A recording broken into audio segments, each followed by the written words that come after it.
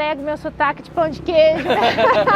Mas eu acho que eu, assim, nasci aqui, fui criada aqui, mas eu sempre tive a visão de que meu lugar é o mundo, sabe? Então sempre, desde o início da Solids, é aquela visão assim, de que estou aqui, sou mineira, mas daqui eu vou para o mundo. Legal. Né? Em termos de expansão de empresa, em termos de como eu me enxergo também como cidadã. Né?